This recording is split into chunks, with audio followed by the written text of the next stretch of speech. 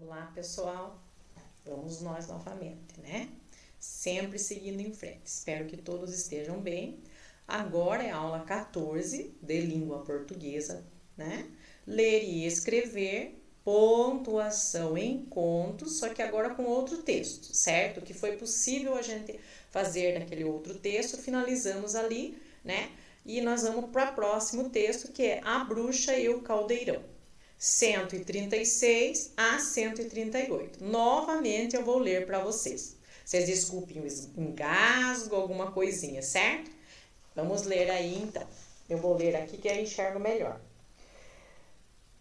Quando preparava uma sopa com uns olhinhos de couve para o jantar, a bruxa constatou que o caldeirão estava furado. Não era muito. Não, senhor. Um furo pequeniníssimo, quase invisível, mas era o suficiente para pinga ir vertendo os líquidos e ir apagando o fogo. Nunca tal lhe tinha sucedido. Foi consultar o livro de feitiços, adquirido no tempo em que andara a tirar o curso superior de bruxaria por correspondência. Folheou de ponta a ponta, confirmou no índice e nada encontrou sobre a forma de resolver o caso. Que havia de fazer? Uma bruxa sem caldeirão era como padeiro sem forno. De que forma poderia ela agora preparar as horríveis poções? Para as coisas mais corriqueiras, tinha a reserva dos frascos. Mas se lhe aparecia um daqueles casos em que era necessário preparar na hora uma mistela,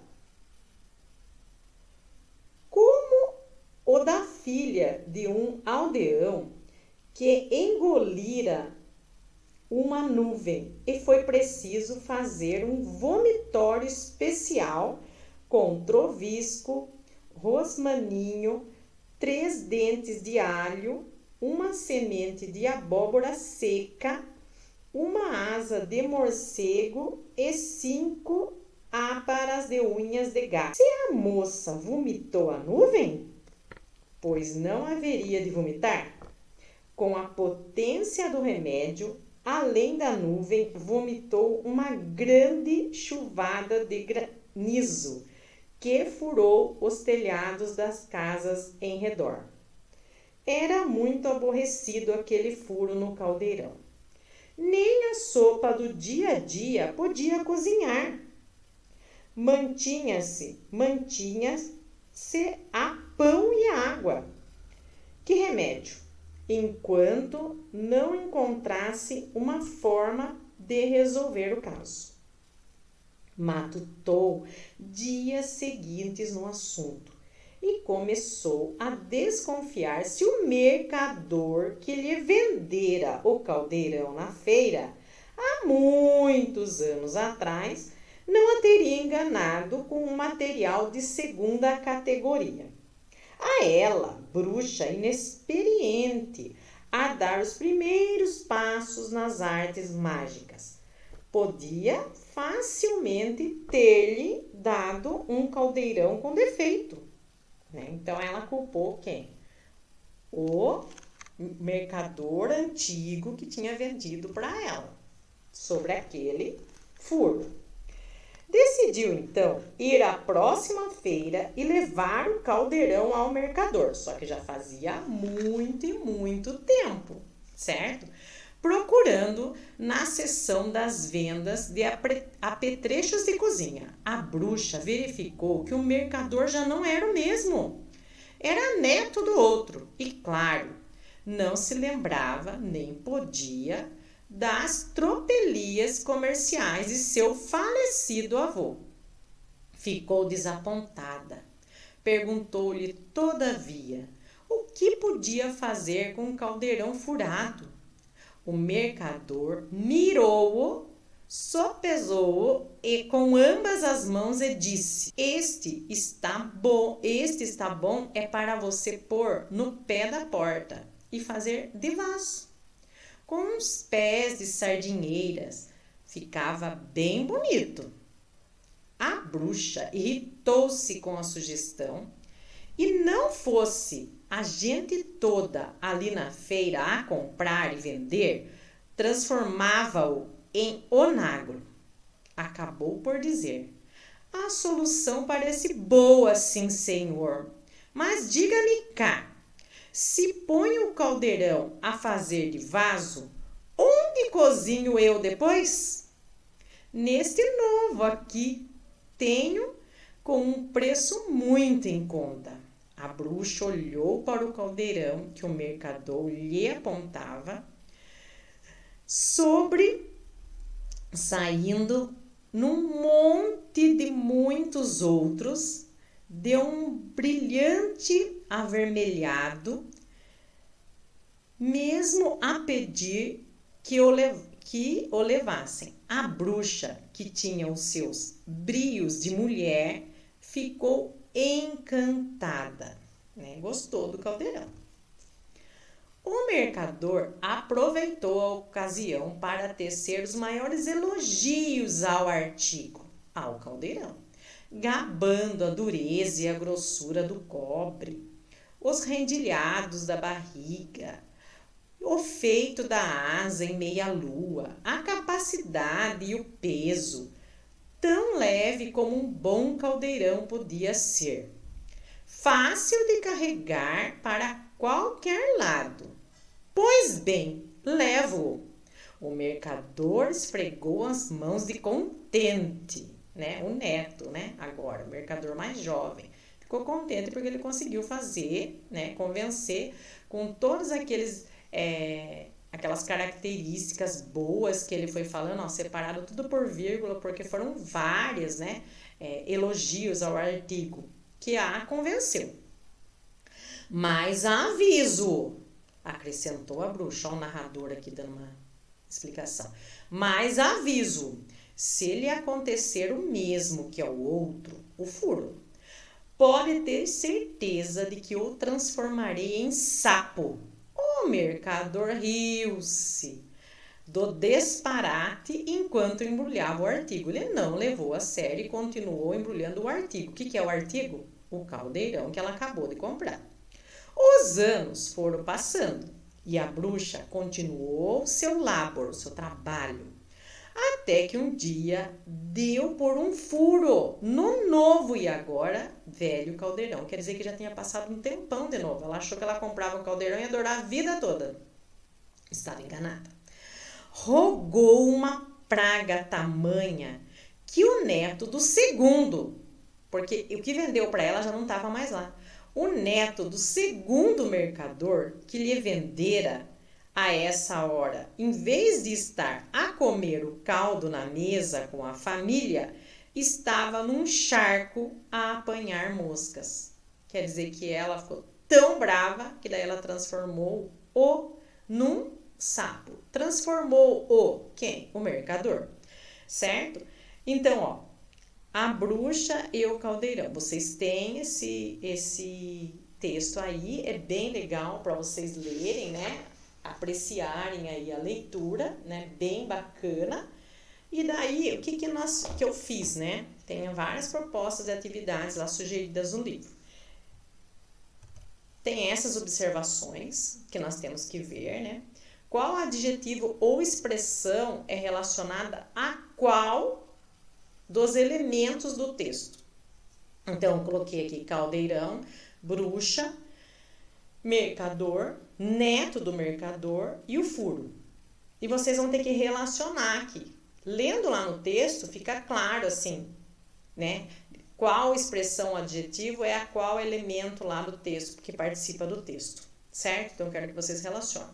Alguns são óbvios, você fazendo os óbvios, vai sobrar aqueles que vocês tenham dúvida.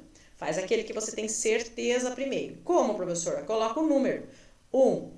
Onde que eu vou colocar? O que está relacionado ao caldeirão? Pequeníssimo. contente, caldeirão pode ser contente, antigo, furado ou inexperiente. Quando eu li o texto lá, essas palavras qual delas era relacionada ao caldeirão? Então, você coloca no que tiver relação ao caldeirão e depois vocês fazem as próximas atividades. Aqui.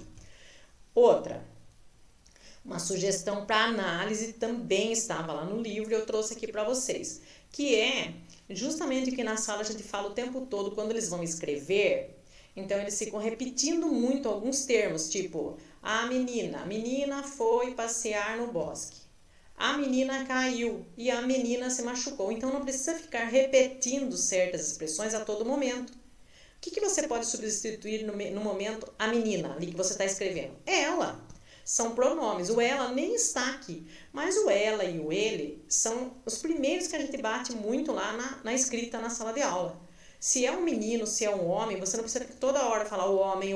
Você pode falar ele, né? Então, muito a gente bate oralmente falando isso, direcionando na sala de aula. Então, achei importante trazer essa colocação aqui. Dos pronomes, certo? Que substituem o elemento do texto ali. Tem uma questão aqui, ó. Nesse caso aqui, ó, veja o exemplo a seguir. Folheio de ponta a ponta. Esse folhei o quê? Nesse caso aqui, é o livro de feitiços. Então, eu coloquei aqui mais 3 reflexões sobre esses pronomes pra gente, certo? Aqui, ó. De que forma poderia ela agora preparar as horríveis poções? Quem que é esse ela? É óbvio, você completa aí na sua atividade que vai estar no blog. Perguntou-lhe, todavia, o que podia fazer com o caldeirão furado? Perguntou a quem? Coloca aqui, respostinha aqui. Outra, mirou-o, né? Mirou-o.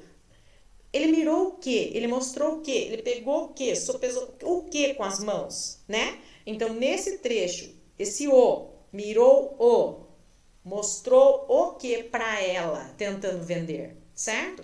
Então, são 3 questões só para vocês ficarem atentos, começar a se preocupar quando for escrever e não ficar com muitas repetições, né?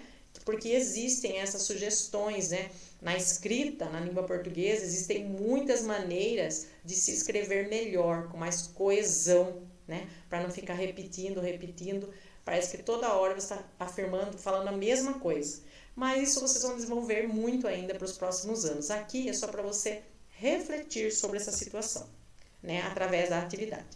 Outra coisa, como lá no livro também falava muito de você escrever e organizar os episódios sozinho. Dessa vez, o que eu fiz? Nós vamos fazer, em vez da escrita, vamos fazer a leitura, porque a leitura o aluno aqui vai conseguir fazer com maior autonomia. Já ouviu, né? Me ouviu aí, né? É o pronome me, eu, Andréia, professora, lendo o texto para vocês, certo? O que vocês vão fazer? Vocês podem ouvir várias vezes, vocês podem ler também, vocês sozinhos, alguém ler para vocês em casa, se você achar melhor, para você depois organizar o texto resumido que está aqui, porque eu não ia fazer daquele mesmo tamanho, não tem necessidade, ó. A atividade do blog é organizar o texto na sequência em episódios, após a leitura, ouvir ou ler, alguém lê para você, ver na videoaula, certo? Você realiza esse trabalho. Então, essas atividades vão estar lá no blog. Aqui você vai ter que recortar essas fatias, recortar e organizar na sequência de episódio. O que aconteceu primeiro, o que aconteceu segundo, o que aconteceu depois. Então, você corta tudo, não cola nada, organiza numa mesa sem colar, que seria assim que nós faríamos na sala. Você organiza tudo, aí alguém confere com você. A hora que você tiver certeza, não, agora está certo. Aí você cola, né, para mandar para a escola, para a professora realizar essa correção. Vou dar uma dica. O começo, lógico, aqui que é o título, olha. Tá vendo o título aqui? Certo? Então, cola, já coloca o título e daí você vai lendo tranquilamente, fatia por fatia aqui do texto, certo?